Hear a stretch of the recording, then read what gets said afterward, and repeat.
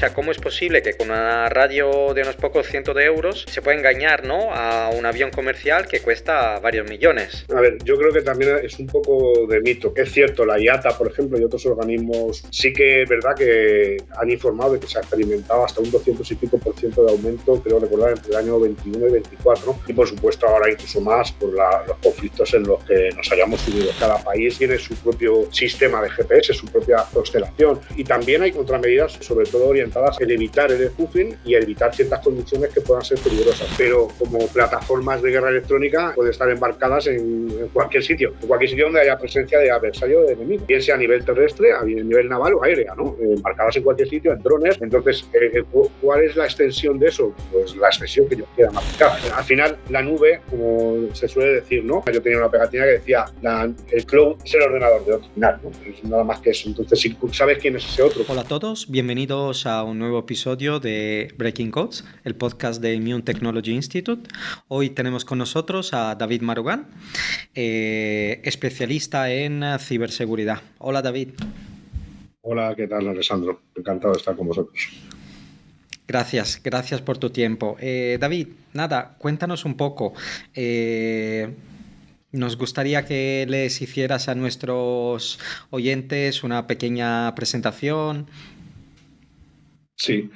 Bueno, yo siempre digo que principalmente soy un tío curioso, básicamente. O sea, la presentación que suelo hacer actualmente a nivel profesional, yo soy director de preventa en una empresa de ciberseguridad industrial que se llama Titan Industrial Security, pero vamos, me califico como una persona curiosa y que, bueno, pues que tuve una radio mucho antes que un ordenador, allá por los años 80, hace más de 40 años, y llevo unos 25 años aproximadamente ya en temas también de ciberseguridad. Básicamente es ese. ¿Y cómo terminaste mezclando el mundo de las antenas con el de los bits en la ciberseguridad? ¿Cómo pasó eso? Bueno, pues como digo, lo primero que me regalaron fue una emisora de radio. Yo empecé con la radio mucho antes que con un ordenador, como digo, en los años 80, y 2 o 3 años después tuve un ordenador. También porque, bueno, ahora es más difícil retrotraerse a esa época, pero hace muchísimos años las primeras comunidades tecnológicas y de hacking, si consideramos los primeros hackers como aquellos que formaban parte de comunidades tecnológicas que giraban en torno a algún tipo de comunidad tecnológica, era la radio. Y de hecho, la anécdota que se conoce como el inicio del hacking tiene que ver, fue más o menos en 1903, en Marconi, un troleo que le hizo Neville Maskelyne, que era un mago, en una demo que iba a hacer en la Royal Institution en Londres. Y bueno, ante un público que era la crème de la crème londinense en aquella época, en 1903, tendría que mandar desde Cornualles a 400 kilómetros un mensaje en Morse, pues para poner en evidencia y en relevancia su invento principal, ¿no? Que era la comunicación sin hilos, ¿no? El tema es que había un black hat, vamos a decir, un ciberdelincuente, como diríamos ahora, que estaba operando como un man in the middle, estaba haciendo un hombre en medio y realmente emitió antes que la demo legítima y mandó un mensaje por Morse diciendo algo así como ratas, ratas, ratas, hay un italiano bajito que os está tomando el pelo. Entonces, la gente que estaba ahí en Londres, pues los que sabían Morse se sorprendieron bastante porque se dieron cuenta de que no era lo esperado, y efectivamente tuvo que ver con un ilusionista, precisamente, que era Neville Maskelyne, y que quiso como bajarle un poco los humos porque se decía que Marconi era bastante presuntuoso y decía que el Morse era inhackeable, como diríamos ahora, ¿no? Ahora nos reímos de esto, pero en aquella época tenéis que pensar que todavía había telegrafía con hilos y movía mucho dinero también en la telegrafía con hilos. Entonces, esta revolución inalámbrica iba a dejar sin trabajo a muchas compañías importantes que hacían telegrafía con hilos, y esta demostración desató ríos de tinta en el Reino Unido durante mucho tiempo en revistas científicas, y se le acusó a Neville Maskelyne de ser un vándalo científico, de ser pues un delincuente, ¿no? Por esta demostración. Nunca se supo si detrás de este troleo, vamos a decir así, hubo otros intereses económicos, etcétera, porque alguien dijo por ahí también que esto estaba patrocinado por la empresa de telegrafía con hilos, que iba a perder toda su cuota de mercado, pero bueno, eso ya pertenece más al rumor. Con esto esta pequeña anécdota que cuento siempre, quiero remitirme a que realmente el hacking y la seguridad tecnológica, vamos a decir así, empezó con las primeras tecnologías, en este caso, las primeras comunidades de hackers, podemos decir que surgieron de la radio, ¿no? A principios del siglo XX, de su propia creación, prácticamente. Eres autor de varios libros. O sea, todos tienen como característica la de hablar sobre radio hacking, sobre ingeniería social, un poco en línea con con la anécdota que estabas comentando. ¿Algún libro en particular que te haya marcado? Sí, hubo un libro que me gustó mucho, es El huevo del cuco, por ejemplo. Algunos libros de Kevin Mitnick también, al que tuve la fortuna de conocer hace muchos años, por desgracia fallecido no hace mucho tiempo. Y sobre todo El huevo del cuco es un libro además de un radioaficionado, porque Cliff Stoll, el autor del huevo del cuco, es radioaficionado con licencia y comparte también este hobby. Y es un libro que a mí, la verdad, bueno, sería una especie de APT en una época primitiva, vamos a decir así, ¿no? Me parece muy interesante. Bueno, yo quiero recordar para nuestros oyentes los títulos de tus libros. Uno es, corrígeme si me equivoco, David, Hacking prácticos de redes Wi-Fi y radiofrecuencia, y el otro, Hacking con ingeniería social. ¿Correcto? Así es. Gracias. Pues David, si quieres, yo tengo muchísimas preguntas con respecto a tu materia, porque, mira, una de las cosas que ya está pasando hoy en día y que está afectando a muchísima gente, ¿no? Estamos viendo, por ejemplo, un aumento del 200% de incidentes de GPS spoofing, que si puedes explicar a los oyentes qué es, en aviación civil este año. O sea, ¿cómo es posible que con una radio de unos pocos cientos de euros se pueda se puede engañar, ¿no?, a un avión comercial que cuesta varios millones?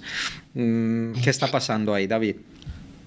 A ver, yo creo que también es un poco de mito para explicar la situación un poco a los que nos están viendo. Es cierto, la IATA, por ejemplo, y otros organismos como Eurocontrol y ASA, y organismos de aviación civil y de seguridad en aviación civil, sí que es verdad que han informado de que se ha experimentado hasta un 200 y pico por ciento de aumento, creo recordar, entre el año 21 y 24, y por supuesto ahora incluso más por los conflictos en los que nos hayamos sumido. Tenemos que tener en cuenta que no es tan sencillo. Se han producido sobre todo en zonas, pues yo qué sé, por ejemplo, en el Báltico, en el Mar Negro, en el Oriente Próximo, o sea, en el Mediterráneo Oriental, donde hay conflictos vivos, ¿no? De alguna manera, conflictos bélicos, como la guerra de Ucrania, Irán, ahora. Pues conocemos perfectamente la situación geopolítica que tenemos. ¿Y qué ocurre? Que en estos teatros de operaciones pues, se utilizan la guerra electrónica. La guerra electrónica no deja de ser una disciplina en la que lo que se intenta es degradar o negar el espacio radioeléctrico, las comunicaciones, por decirlo llanamente, al enemigo, al adversario, mientras uno conserva las suyas intactas. Esa es la quimera, ¿no?, de la guerra electrónica, por decirlo así. Y aquí se producen estos hechos de guerra electrónica. Es peligroso para la aviación civil y, por tanto, se han remitido multitud de informes y de aumento de interferencias, pero no es tan sencillo como realizarlo con una radio de cientos de euros. Aquí estamos hablando de que la mayoría de los casos están en teatro de operaciones donde se están utilizando sistemas de guerra electrónica militares, o sea, sistemas complejos. Teóricamente, sí es cierto que teóricamente se puede hacer un spoofing de señal GPS, NSS, para ser más exactos. Se puede hacer un spoofing con algo tan barato como un HackerRF con un portapack, pero no es lo mismo engañar un receptor sobre la mesa, un receptor GPS de un móvil o de un coche incluso que está a tu lado, que con un cacharro de estos atacar, por ejemplo, un receptor de un avión comercial que está volando a miles de pies, tiene un receptor mucho más avanzado. Pero sí es cierto que, por ejemplo, ha aumentado tanto la parte de jamming como la parte de interferencias intencionadas, para que todo el mundo lo entienda, como la parte de spoofing, que es, si cabe, más peligrosa. Que lo que hace realmente, el spoofing lo que hace no es denegar la señal, sino ofrecer una señal diferente, una señal que puede confundir a los sistemas. El problema de esto radica en que muchas veces el avión depende de estos sistemas en aviación civil, por ejemplo, de GPS, vamos a poner un ejemplo, y al contaminar con esas señales el GPS, pues hay veces que tienen que pasar a inerciales o a métodos manuales, a otros métodos, porque su sistema de GNSS, de posicionamiento, está contaminado por estas señales que intentan duplicar otras señales de manera falsa. ¿Esto para qué se hace? Pues no tiene por qué ser un objetivo, un avión civil. O sea, no es que se haga a veces, que no descarto que también pueda ser el caso, ¿no? Pero hay muchos casos que simplemente se da porque se está produciendo esta guerra electrónica, por ejemplo, para evitar el guiado de armas de precisión, el guiado de drones, etcétera, y se están dando unas posiciones de GPS totalmente falsas, y esto afecta al FMS, para que todo el mundo lo entienda, a la computadora, al central, al computador de vuelo, de la aviónica de estas aeronaves, y pueden llegar a crear bastantes problemas, ¿no? Y se están reportando problemas.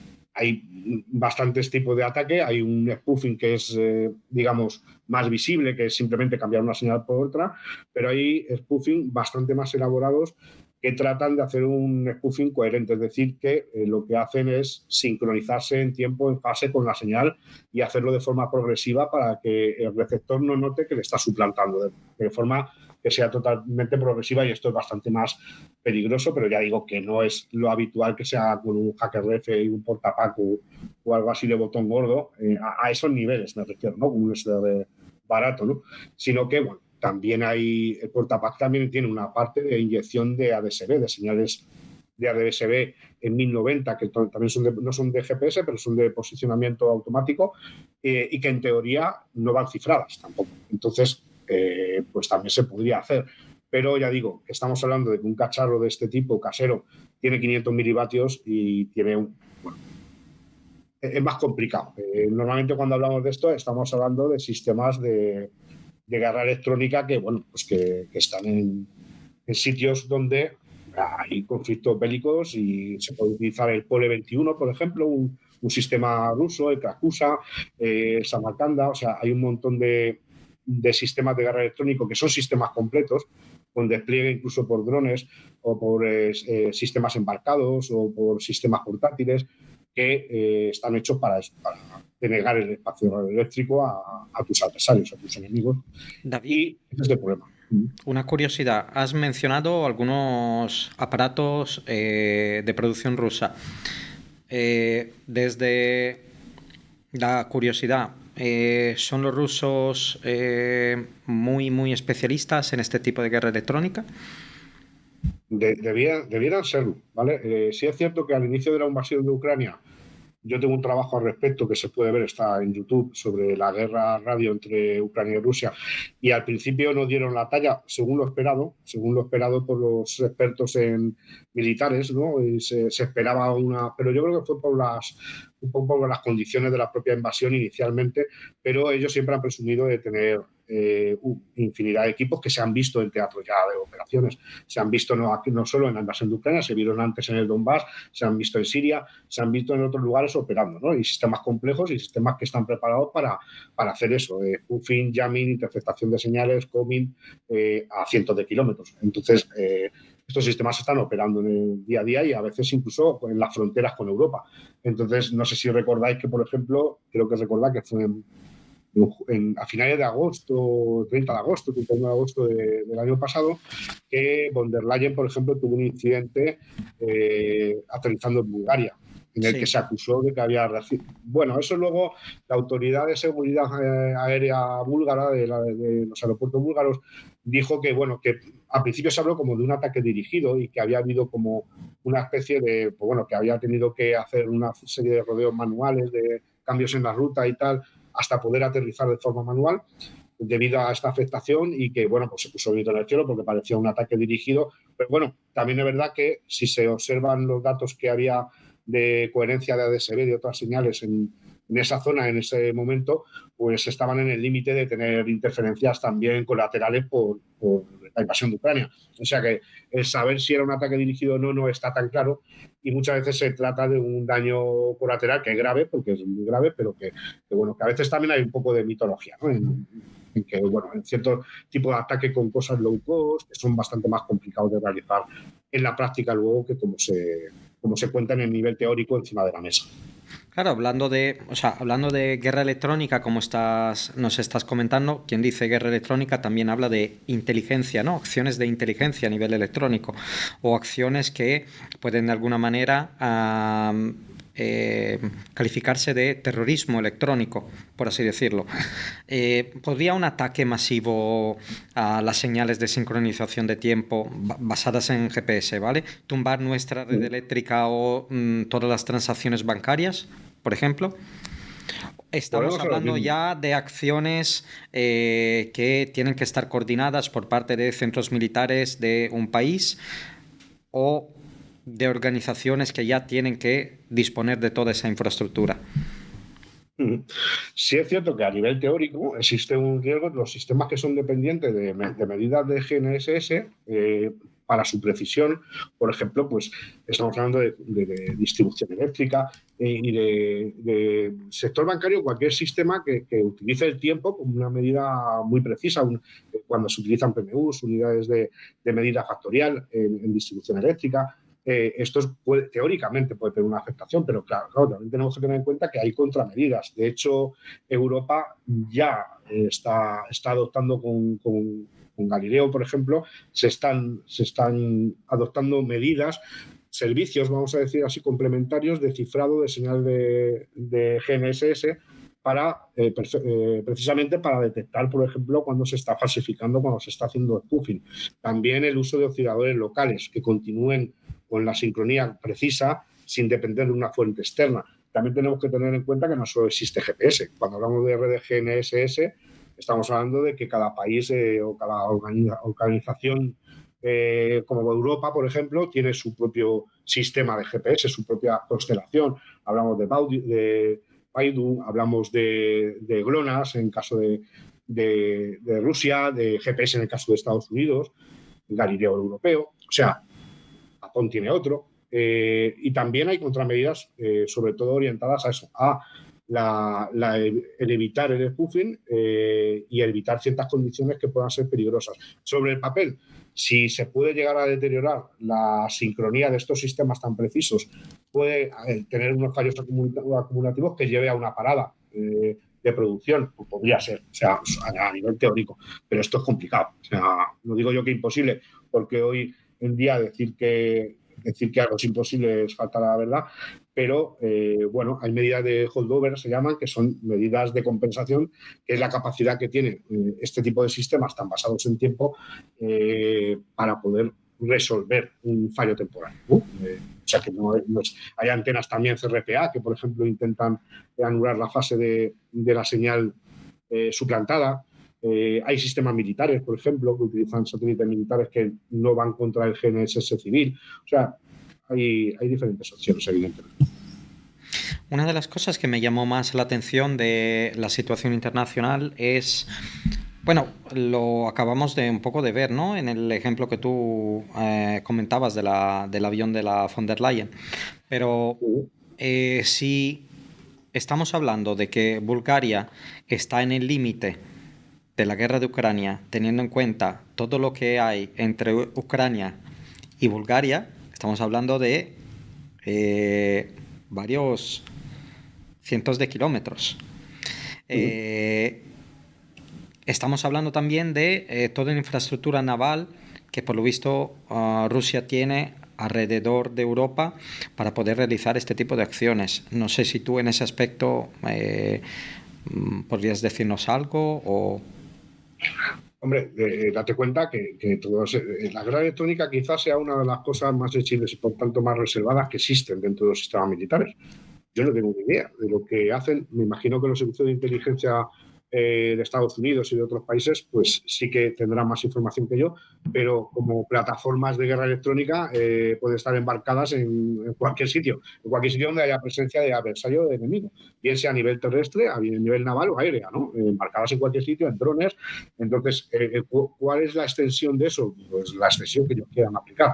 Me refiero, es una guerra, al fin y al cabo. Entonces, bueno, a veces lo que pasa es que llega a las fronteras de Europa y nos asusta, ¿no?, de pensar que nos está afectando, pero es que realmente la radio, el problema que tiene es ese, bueno, que las distancias son muy relativas, ¿no? Entonces, se pueden afectar sistemas de forma intencionada o incluso no intencional, ¿vale? Pero que sí, que eso ocurre.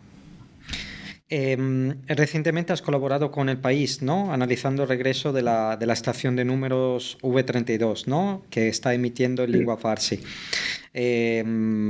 Ahí, o sea, ¿qué significa? Que una emisora casi de la Guerra Fría, ¿no? No casi, de la Guerra Fría, reviva justo cuando se está viviendo esta situación de guerra entre Estados Unidos, Israel e Irán.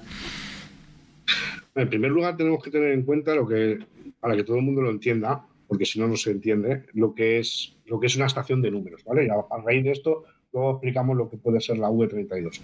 Una estación de números básicamente se refiere a una emisión normalmente en onda corta, o en el 99,9% de los casos en onda corta. ¿Por qué en onda corta? Porque en onda corta, a través de propagación ionosférica, en determinadas circunstancias y horarios, puede dar la vuelta al mundo. De manera que es un sistema muy seguro porque no depende de ninguna infraestructura de ISPs, de Internet, de Starlink, de proveedores terceros, etcétera, sino que opera desde un emisor hasta un receptor y nada más. Y puede dar la vuelta al mundo en ciertas condiciones, ¿no? Entonces, las estaciones de números históricamente se conocen desde la Primera Guerra Mundial, aunque se pusieron de moda en la Segunda Guerra Mundial y sobre todo en la época de la Guerra Fría. Mandan unas secuencias de números que parece que no tienen sentido en diferentes idiomas, metodologías. Hay emisiones que son en digital, son en datos, se pueden enviar datos por radio, aunque la gente a veces no lo sepa, se pueden mandar perfectamente datos, se pueden mandar fotos, hasta emails se pueden mandar por radio. Bueno, pues se mandan una serie, bien por voz humana, bien por datos, o bien una mezcla de ambas, o incluso por Morse, se mandan unas señales que normalmente son números, o que también las hay de letras, alfanuméricas, pero normalmente una secuencia de 5 o 6 números que parece que no tienen sentido y normalmente están cifradas con lo que le llamamos OTP, One Time Path, libreta de un solo uso. Se supone que matemáticamente el cifrado de Shannon no es rompible matemáticamente hablando, porque se le llama el secreto perfecto, porque generaría tantas posibilidades que todo sería positivo, de forma que es imposible, no tiene ninguna información de la semilla de alguna forma. Entonces, matemáticamente, aunque avance la informática a nivel cuántico y tal, se supone porque tiene algunas particularidades que no se debía romper. ¿Qué pasa? Esto se puso de moda en la Guerra Fría.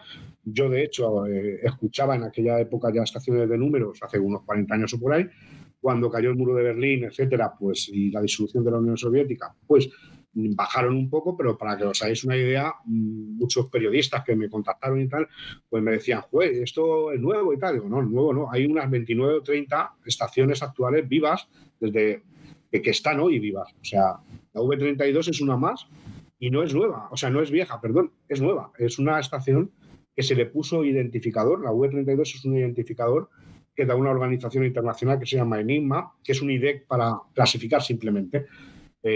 La V es de voz, ¿vale? De voice, y 32 es un número que se le asigna como la matrícula de un coche, vamos, o sea, no tiene mayor. Pero sí se le clasifica cuando se le considera que es una estación nueva que merece la pena tener clasificada. ¿Qué pasa? Que esta estación empezó a emitir en farsi justo el 28 de febrero, cuando empezaron los primeros ataques a Irán. Fue bastante llamativo porque, aunque la gente no lo sepa, hay gente monitorizando onda corta 24 horas al día, y más hoy en día que hay sistemas automatizados que pueden grabar incluso por actividad. De manera que hay gente que tiene SDRs online a través de un servidor y está grabando porciones del espectro radioeléctrico para detectar precisamente anomalías, señales extrañas, etcétera, y la aparición de nuevas señales interesantes. En este caso, la V32, una señal que de repente coincide con los ataques contra Irán, que transmiten un idioma farsi, en persa, en idioma iraní, y es curiosísima. Pero llega un punto en el que no sé, yo personalmente no sé muy bien si es legítima o no. O sea, si se trata de una estación de números operada por un servicio de inteligencia, las estaciones de números normalmente son operadas por estados, ¿vale? Entonces, normalmente se utilizan ¿para qué? Para emitir órdenes estratégicas, tácticas, operativas, las que sean, a agentes que están en territorio hostil, infiltrados. Imaginaros, por ejemplo, un agente del SVR, de la inteligencia rusa actual, que está en Estados Unidos, y se han dado casos, están documentados, que están recibiendo emisores con una radio de onda corta que te puedes comprar en un chino, como se suele decir, que te puedes comprar esa radio, y cualquiera de nosotros que esté esta noche escuchando la frecuencia de esa estación de números recibiría esa secuencia de números. Pero como no tiene la libreta de un solo uso, en la OTP no puede descifrar el contenido, de manera que se convierte en muy segura para mandar información tan sensible a un agente que tiene su vida comprometida, porque es un agente que normalmente es ilegal o encubierto, no está declarado y opera detrás de las líneas enemigas, por decirlo de alguna forma. Entonces, lo primero que surgió es, vale, esto probablemente podría ser que o bien la oposición iraní operando fuera de territorio iraní estuviera mandando mensajes para activar grupos de resistencia dentro del territorio iraní, o directamente servicios de inteligencia occidentales, vamos a decir, Estados Unidos, Israel, etcétera, que estén mandando agentes suyos, o una mezcla de ambos, una colaboración de ambos, o incluso que sea una operación psicológica, simplemente que no exista tal estación de números, que realmente sea una operación psicológica para que Irán, por ejemplo, gaste recursos en intentar solapar esta transmisión. Nosotros lo que observamos es que a poco tiempo empezó en una frecuencia, creo recordar que era 7.910 kHz, y luego bajó un poco a 7.842 kHz, creo recordar, porque había un Bubble Jammer. El Bubble Jammer es un sistema de guerra electrónica iraní que hace una interferencia brutal en el mismo canal donde está la señal de la estación de números. Emite a 2 horas muy concretas, ¿vale? En horario universal coordinado, 2 veces, todos los días, y en esas horas justo aparece el Bubble Jammer, un jammer de burbuja, que se llama así, iraní, y claro, ya resulta curioso que Irán esté empleando medios de ese estilo si no fuera alguna emisión importante. O sea, por lo tanto, podemos entender que alguna información importante que sería un poco más de algo más que una guerra psicológica, pero probablemente también podría ser. O sea, no se puede, lo malo de esto, digamos, y lo bueno para el que lo hace, es que no se puede atribuir. Lo único que se puede hacer es saber dónde está el emisor. Y de hecho, existen unas redes de SDRs online, que se llaman Kiwi SDR, una especie de radios definidas por software que están distribuidas y que se cuelgan en Internet a nivel de servidor para que usuarios cualquiera, de forma libre, accedan a ellos y puedan, utilizando al menos 3, intentar triangular de dónde parte la emisión. Y parece que salía de un cuartel militar asociado a Estados Unidos dentro del territorio alemán. No sé hasta qué punto, yo no lo triangulé, es la información pública que se ha dado por investigadores que han triangulado esta señal y que se ha recogido como cierta, en la que parece que sale una estación militar en Europa, en Alemania. Hasta ahí bien, pero poco más. Es decir, el receptor, y lo importante es que no sepamos quién es el receptor, ¿vale? En este caso. En todos los casos lo importante es que todo el mundo, cualquiera lo puede recibir, pero solo la persona que tenga la libreta de uso puede descifrar estas comunicaciones, que es lo bonito, ¿no? Pero tiene dificultades operativas, de seguridad operativas importantes. Por ejemplo, la transmisión de las claves tiene que ser física. Los cuadernos los cuadernos o los blogs tienen que ser distribuidos de una forma física. El agente encubierto tiene que portarlos encima. Si a alguien le pillan en un territorio conflictivo o determinado con una libreta OTP, ten por seguro que está jodido. Entonces, el tenerlo, solo poseerlo y el no destruirlo bien, por ejemplo, ya crea un problema de seguridad operacional, aparte de que los números tienen que ser totalmente aleatorios, que se tiene que mantener un tráfico específico, regular y de relleno. Para que no haya análisis de tráfico, no debe coincidir. El tráfico siempre se tiene que cursar en radio para que la inteligencia del adversario no pueda vincular una acción con una emisión. De manera que si, por ejemplo, esta transmitía a las 2 UTC y a las 18 UTC, van a mantener siempre la emisión con un mensaje verdadero o falso, pero que en apariencia criptográfica tiene la misma apariencia. No es indistinguible, de manera que no se pueda analizar el tráfico. Lo digo porque ha habido fallos en el pasado, por ejemplo, de servicios de inteligencia que han mandado diferentes, que se ha podido ver cuándo era información de tráfico real y cuándo era falsa, y con eso poder llegar a vincular ciertas acciones con ciertos servicios. De manera que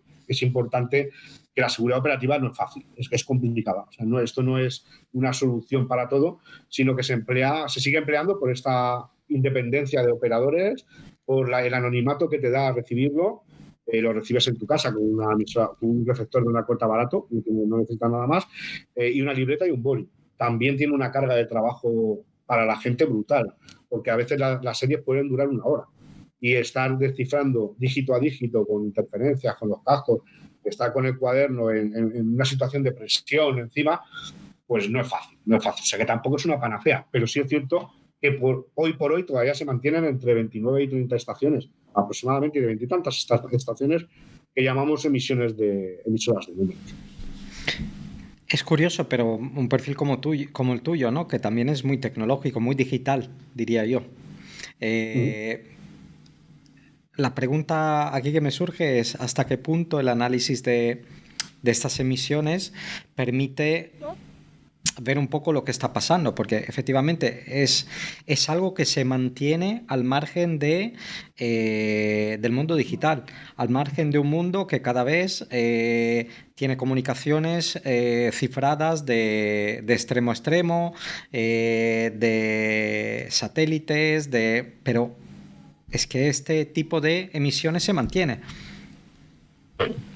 Sí, es por lo que te digo, porque tiene unas ventajas importantes todavía en el mundo en el que vivimos, y tiene una ventaja. Date cuenta que, y cada vez más, por desgracia, Internet, lo que nosotros pensábamos en Internet, los que vivimos un poco el nacimiento de Internet de alguna forma, creíamos que iba a ser otra cosa, vamos a decir así. Ahora estamos asistiendo a que hay algunos países que tienen su propio Internet, que no es global, no es tan libre como pensábamos, y de hecho mucho menos ahora. Hay mucha injerencia de gobierno, de Estado, de empresas, etcétera, y entonces la dependencia, por ejemplo, Starlink parece ser la solución a todo, pero Starlink no deja de ser una empresa, y tiene unas connotaciones éticas y políticas. Entonces, se siguen manteniendo estas emisiones porque ofrecen todavía esas ventajas de seguridad, de independencia. Bueno, pues es el oficio, ¿no? De inteligencia, que sigue siendo efectivo todavía y se sigue utilizando pues como utilizamos las ruedas, porque sigue siendo efectiva, ¿no? Aunque nos parezca algo muy, muy antiguo, tenemos que tener en cuenta que en onda corta, por ejemplo, hoy por hoy se siguen manteniendo, por supuesto, comunicaciones civiles, militares, de aviones. Por ejemplo, cuando volamos en sitios que no hay cobertura de ningún tipo de UHF, el control aéreo se realiza a través de onda corta. Barcos, señales militares, señales de todo tipo, de la OTAN, por ejemplo, que comunica la Armada de la OTAN, tiene un protocolo, STANAG 4285, por ejemplo, que es un protocolo de datos, pero que se está utilizando a través de onda corta. Radares sobre el horizonte, OTHs, por ejemplo. Hay OTHs, los radares sobre el horizonte son radares que lo que hacen es barrer el espectro radioeléctrico en onda corta para detectar patrones o firmas, vamos por abreviar, para detectar el lanzamiento de misiles más allá del horizonte. De manera que, por ejemplo, si se lanzara un misil de Estados Unidos, Irán, por ejemplo, tiene un OTH que se llama Gadir, que está barriendo el espacio radioeléctrico de onda corta para ver cambios en la ionosfera y verificar, sin tener un radar de horizonte, ir más allá del horizonte para poder, en ese rebote que hace la señal, poder analizar si hay infinidad de sistemas que la gente no conoce simplemente por desconocimiento, muy avanzados, que siguen operando en onda corta. Cuando hablamos de onda corta parece como una cosa de nuestros abuelos, de las radios antiguas y tal, pero el renacer, por ejemplo, cuando ha habido la invasión de Ucrania, el renacer de las emisiones de onda corta, la BBC, por ejemplo, reavivó diferentes emisiones que tenía abandonadas porque se dio cuenta que había un cerrojazo en Internet. Ya hemos visto en Irán, por ejemplo, lo que ha ocurrido. Me voy más atrás, en 2011, Mubarak en Egipto, ya lo pongo siempre de ejemplo. Mubarak hubo un día en las primaveras árabes que dio el cerrojazo, cerró todos las rutas BGP, mandó a todos los operadores a apagar los cacharros y mandar todas las rutas BGP a un SYNC, digamos, a un vertedero, cortar toda comunicación con el mundo y aislarse del mundo. Operadores móviles, operadores en aquella época, pues de ADSL, de fibra, de lo que sea, y quedó totalmente a ciegas. Lo único que entraba y salía era radio. Tenía que ser radio, no había otra forma de comunicar. Pues por eso se sigue manteniendo un poco la radio, y mientras que tenga esa utilidad, que la tendrá siempre, yo creo, seguiremos operando en radio.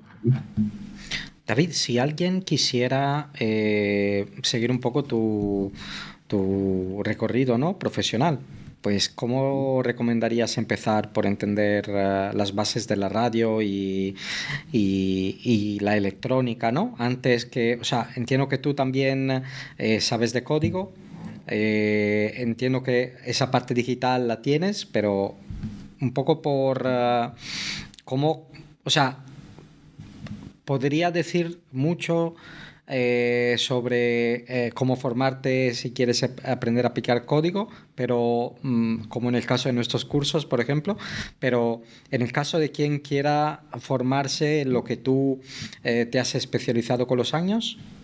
Ujú.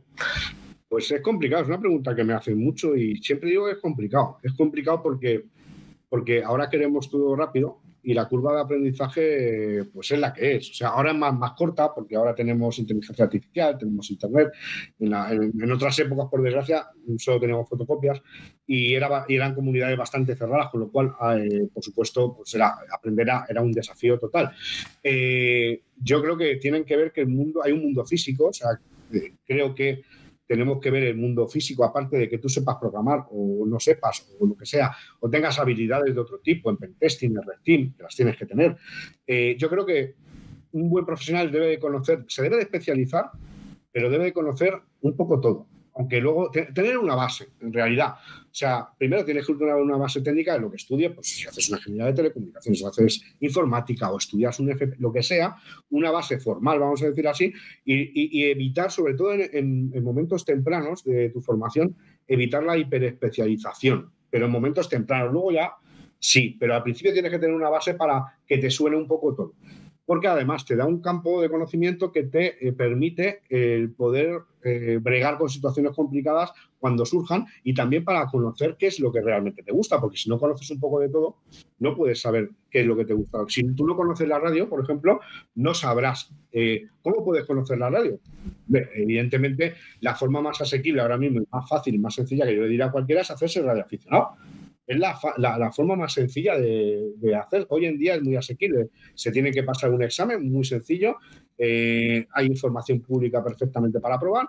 Y eso te da un campo de experimentación brutal. Que la gente piensa que son cuatro frikis con un walkie-talkie. No es así. O sea, de hecho, la mayoría de los avances de telecomunicaciones comerciales actuales vienen dadas por radioaficionados. O sea, el campo de experimentación es brutal. Los radioaficionados, poca gente lo sabe, pero son los únicos que en España o en el resto del mundo también, supongo, depende de las leyes que tengan, pero aquí en España son los únicos que pueden autoconstruirse equipos siempre que cumplan con la legislación vigente, son los únicos que pueden autoconstruirse sus propios equipos, cosa que no se permite ni a las empresas en algunas ocasiones. O sea, nos da una visión muy amplia, porque dentro de la radio, efectivamente, hemos estado hablando, por ejemplo, de contramedidas de drones, contramedidas de jamming y de spoofing de señales de GNSS.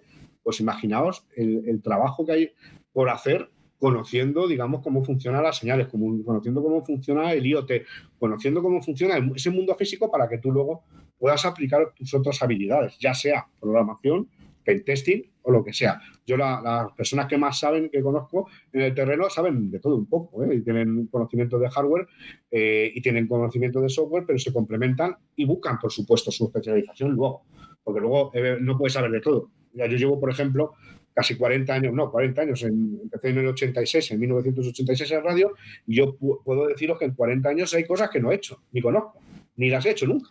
Entonces, fijaos, si después de 40 años me faltan cosas por probar todavía, imaginaos a nivel de investigación. O sea, que tenemos yo lo que creo que hay que tener, aconsejo que empiecen Mente teniendo abierta, paciencia. ¿no? Mente abierta, paciencia. La curva de aprendizaje no te la va a quitar nadie.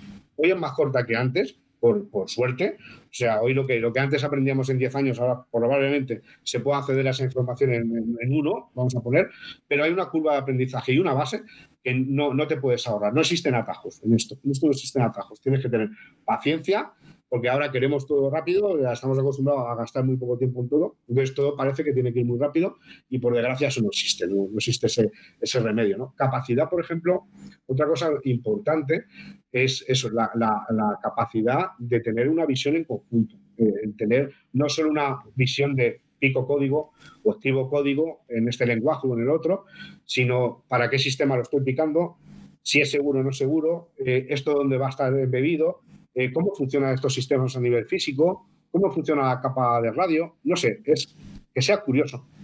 Tener esa curiosidad, tener paciencia de la curva de aprendizaje y de tolerancia a ese fracaso, ¿no? A experimentar, probar un montón de cosas y no depender ciegamente de herramientas de terceros siempre, sino intentar implementar tus propias, por lo menos cuando ya sepas, tus propias soluciones y sacar tus propias conclusiones y tus propias investigaciones. Yo creo que la paciencia es muy importante. David, eres mentor en la National Cyber League de la Guardia Civil. En un sector que evoluciona en cada minuto, ¿no? ¿Qué papel juega esa formación técnica especializada de alto rendimiento para que alguien que se quiera formar pase de la teoría a resolver retos reales, ¿no? Pues la práctica. Una de las cosas precisamente que es importantísima es no quedarse en la teoría.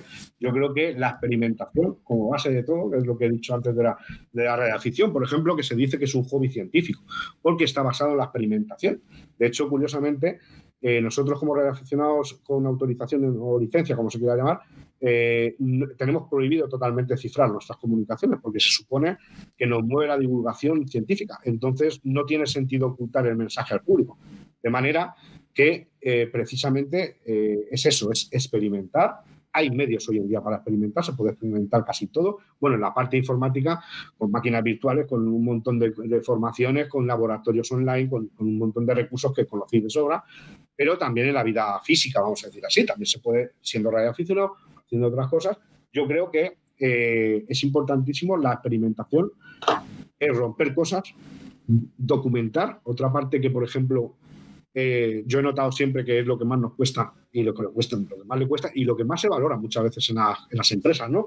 El saber documentar correctamente. O sea, muchas veces que nos gusta hacer las pruebas, romper cosas, hacer pentesting, hacer red team, que nos gusta mucho y es muy chulo, pero luego eso hay que documentarlo.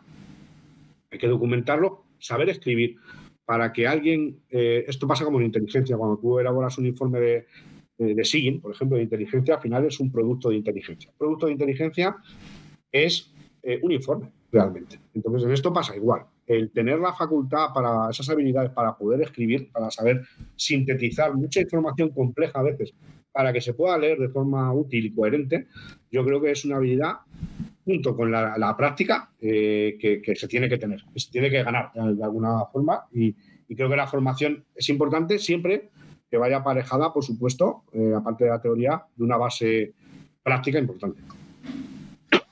David, estamos terminando nuestra conversación, que me ha encantado. Vamos a pasar al bloque de preguntas rápidas. Preguntas rápidas que solemos normalmente usar para terminar la entrevista con nuestros invitados. Preguntas obviamente muy específicas. Nada del otro mundo, pero... No que ganan, ni es eso que tienen, nada de eso, ¿no? Por ejemplo, preferencias entre Signal o Telegram, ¿con qué te quedas? Teniendo en cuenta la privacidad versus información de inteligencia, vamos. Si puedo, utilizo Signal, habitualmente. SDR, o sea, radio definida por software o receptor analógico de válvulas. Las dos, o sea, las dos, y te digo por qué, porque lo he explicado también en alguna entrevista. Yo he conocido gente que es capaz, por ejemplo, de levantar una estación base falsa de GSM, un SDR, y luego le da una radio de transistor a pilas y no sabía sintonizar Radio Nacional de España, por ejemplo. Es curioso, eso es la falta de base. O sea, yo creo que tienes que empezar a aprender por lo analógico para luego pasarte un SDR. El problema cuando aprendes directamente con el SDR es que te autoengañas. O sea, hay algunas cosas que no funcionan así en el plano físico y yo creo que para entender lo que te dice un SDR o a nivel informático incluso, aunque tenga muchos conocimientos informáticos, que eso también te da una ventaja importantísima para un SDR, si no tienes la base analógica no puedes progresar a lo digital. O sea, creo que tienes que tener las dos partes. Tercera pregunta, ¿activismo por causa justa o cumplimiento estricto? Bueno, el mundo ya es Internet. Entonces, si en el mundo físico hay activismo, tiene que haberlo en Internet. O sea, es una consecuencia. Yo no estoy a favor de la comisión de ningún delito, pero entiendo que, que la forma de protesta que es una forma de protesta igual que en el plano físico y que va a existir siempre, igual que existe en el plano físico. Y yo creo que va con la sociedad y así tiene que ser de alguna manera. Siguiente pregunta, ¿ciberseguridad en la nube o air-gapped? O sea, aislamiento total. Intermedios, ¿no? Yo que trabajo en el mundo T te diría que hay gap total, pero muchas veces ya la convergencia y lo que se llama industria 4.0 y todas estas cosas ya casi nos arrastran a tener que tener modelos híbridos.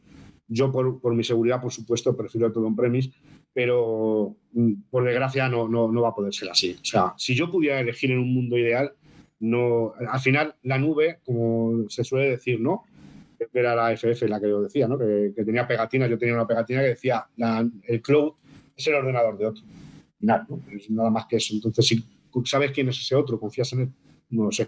Yo preferiría confiar en mí mismo, pero me parece que no va a ser posible. Claro, de esto da pie a la siguiente pregunta, que es IA generativa como herramientas de defensa o el principio del fin de la confianza. No, yo creo que muchas veces se exagera. Cuando empezó Internet también se dijo, bueno, cuando empezaron las calculadoras, incluso, ¿no? Los contables que tenían abacos y tal, pues, o sea, al final, ¿cómo pasa en todo? Esto es un avance que nos va a impactar positiva y negativamente. O sea, de ambas formas, y tiene que ser así. O sea, y yo creo que va a ser así. Y entonces tenemos que empezar a jugar ya en esa liga porque es la que nos va a tocar, no es nada. Y ya ha pasado antes con otras tecnologías, cuando pasó con la radio y la televisión, todo ha cambiado la sociedad y nos hemos tenido que adecuar a ello. Bueno, David, muchísimas gracias por tu tiempo. A nuestros oyentes, recuerdo el nombre de los libros de David. Uno es Hacking Prácticos de Redes Wi-Fi y Radiofrecuencia, el otro Hacking con Ingeniería Social. Y también os recuerdo que Immune Technology Institute tiene un máster online en ciberseguridad. Os ponemos enlace abajo para que podáis visitar e informaros de todo el contenido del curso. David, muchísimas gracias. Y gracias a vosotros, un placer estar hasta la próxima. Gracias. Hasta la próxima, Alessandro, un placer. Hasta luego.